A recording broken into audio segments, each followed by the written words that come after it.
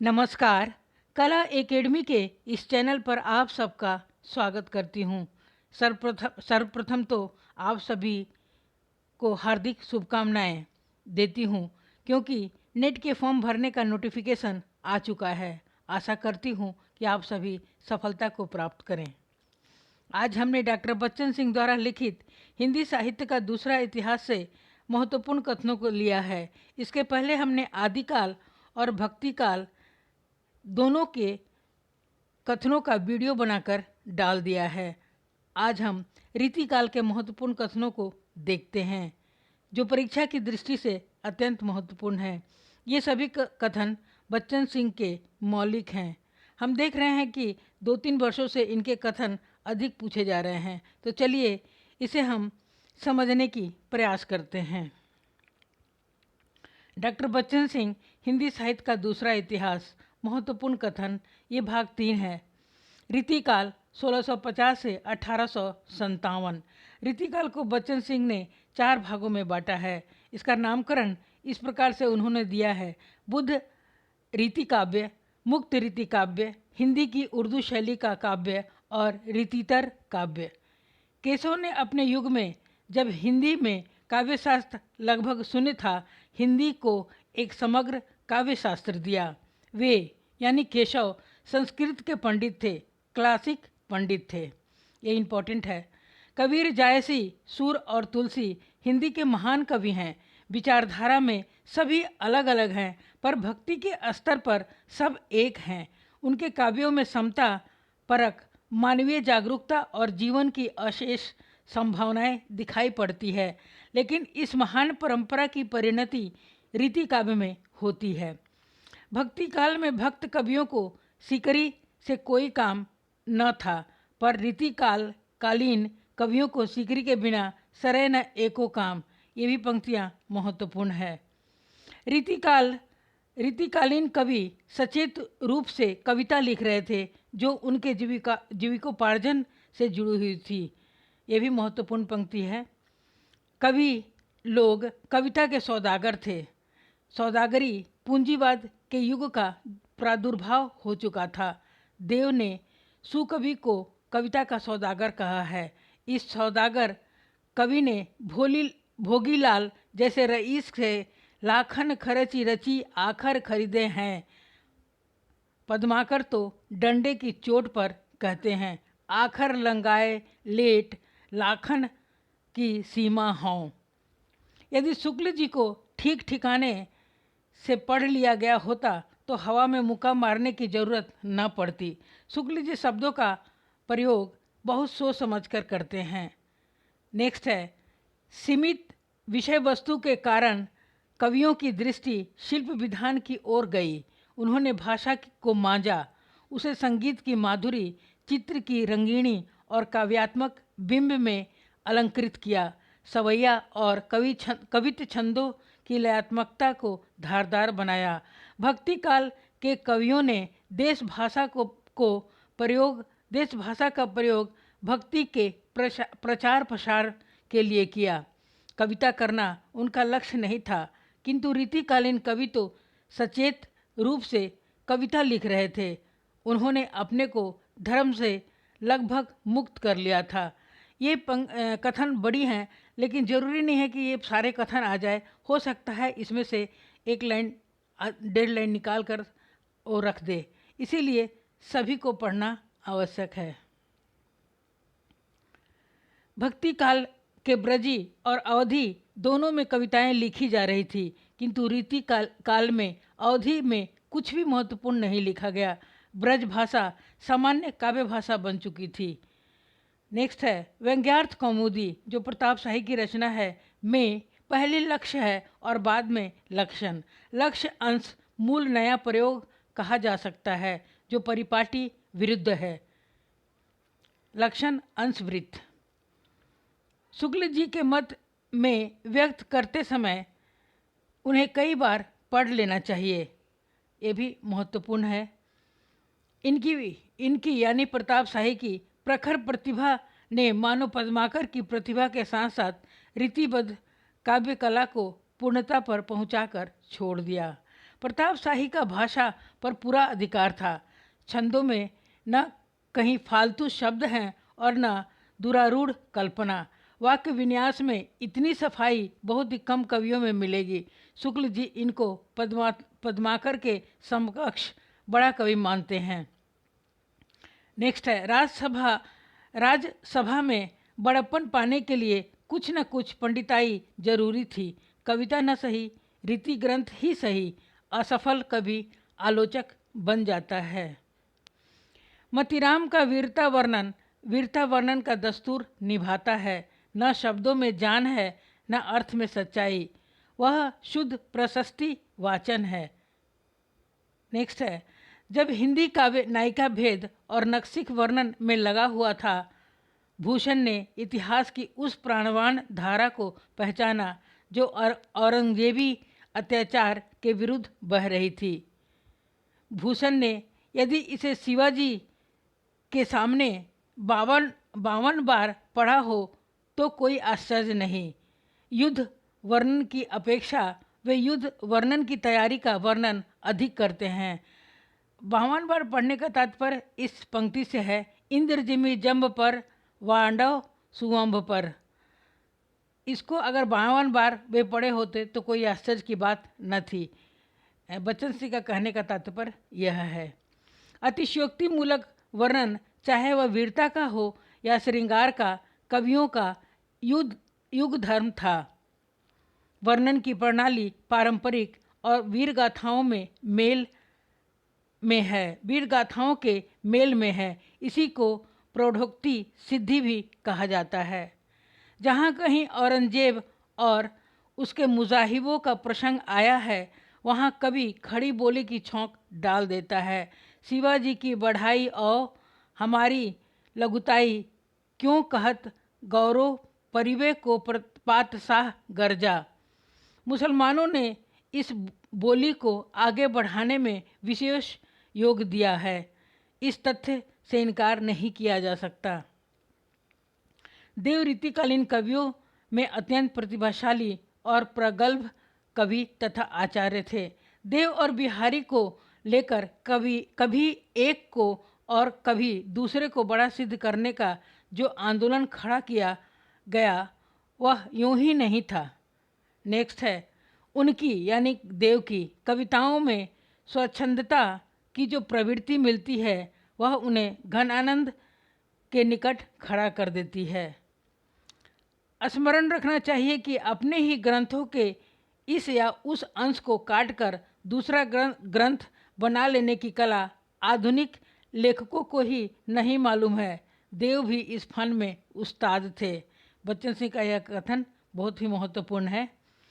देव जी का यहाँ व्यंजना से तात्पर्य पहली बुझावल वाली वस्तु व्यंजना का ही जान पड़ता है।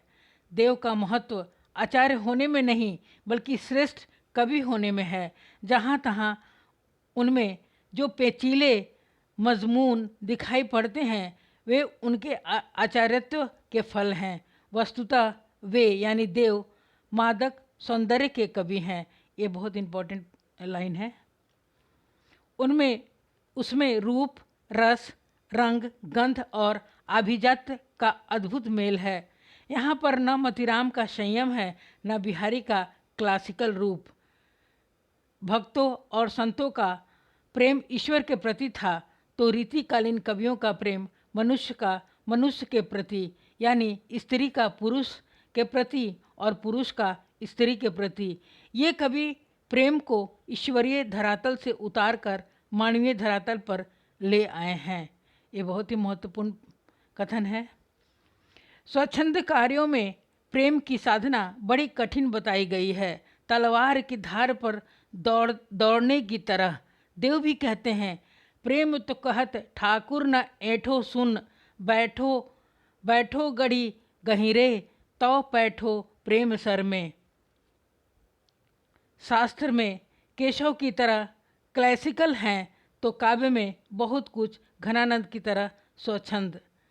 बिहारी का प्रेम क्रीडात्मक है, तो देव का आवेगात्मक। ये भी महत्वपूर्ण पंक्ति है। सौंदर्य का यह रंगमय वर्णन मतीराम और देव की नायिका के सौंदर्य वर्णन से भिन्न है। इस वर्णन में कवि तटस्थ है। मतीराम की नायिका में वीर्य विक्षोभन की दक्षता है तो देव की नायिका में नयनोत्सव का। फाग उनका यानी पद्माकर का सबसे प्रिय त्यौहार है। यह अनुराग की फाग लखों जहाँ राग तिराग किशोर किशोरी। पद्माकर की पंक्ति है। शिशिर के पाला के विरोध में मसाला जुटाने में पद्माकर किसी से 19 नहीं है बल्कि 20 ही होंगे। पद्माकर की भाषा में बुंदेलखंडी रंग और मैदानी नदी का प्रवाह है। ये भी इम्पोर्टेंट पंक्ति है। उनका बरवे नायिका भेद अपनी सरसता और कोमलता में रहीम के बरवे नायिका भेद से टक्कर लेता है।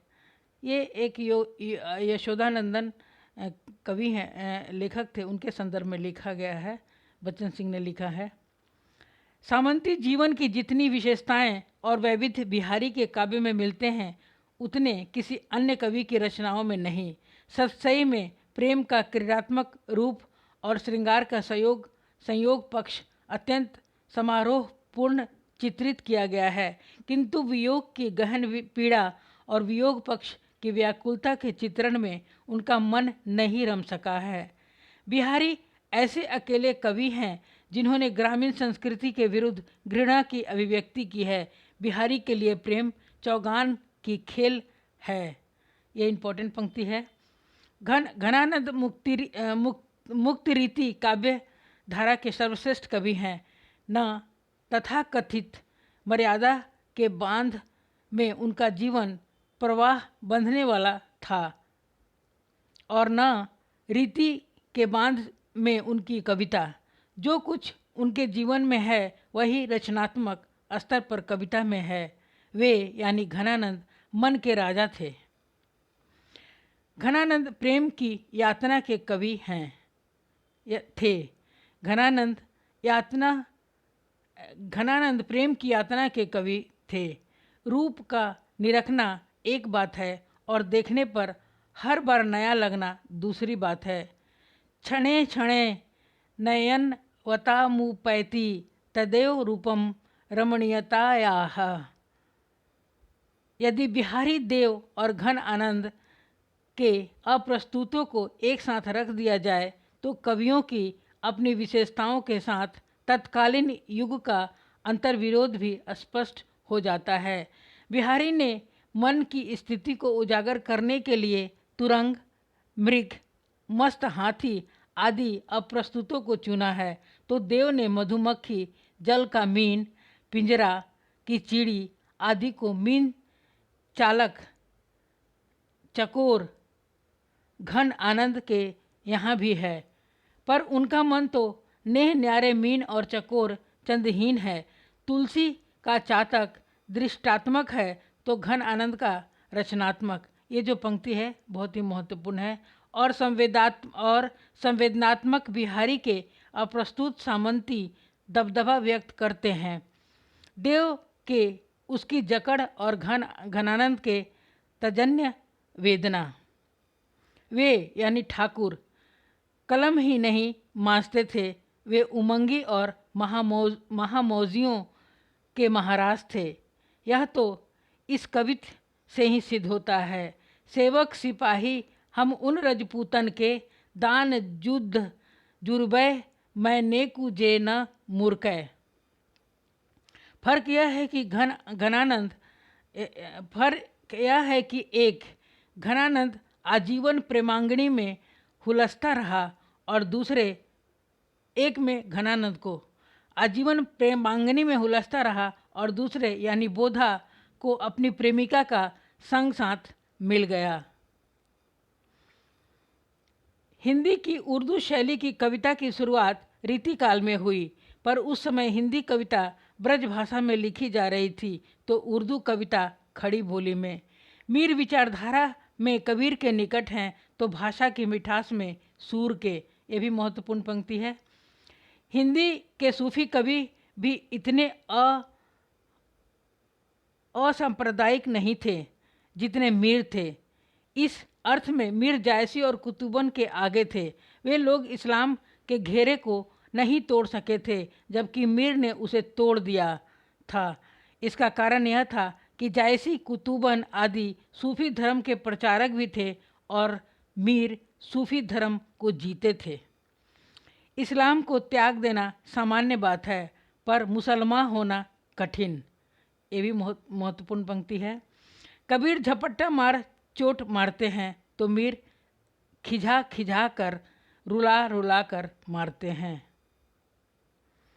मीर एक ओर हिंदी भक्त कवियों की परंपरा से जुड़ते हैं तो दूसरी ओर आधुनिक हिंदी कविता के श्रेष्ठ कवि निराला से वैसी ही हेगड़ी, वैसी ही बेदिमागी, वैसी ही मुफलिसी, वैसा ही अहम।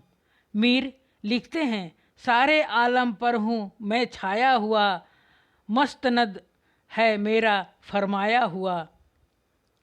इनमें न जायसी का सा पारस रूप मिलेगा, न पद्मावत में प्रयुक्त जनता की भोली भाली प्यारी भाषा।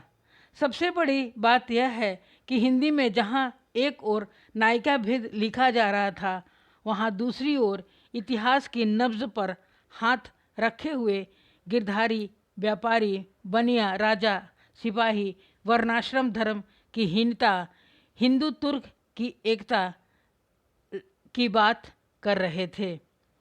जय हिंद। मिलते हैं अगले नए वीडियो के साथ। कृपया वीडियो को लाइक, सब्सक्राइब और शेयर अवश्य करें ताकि अन्य विद्यार्थी भी लाभान्वित हो सके। धन्यवाद।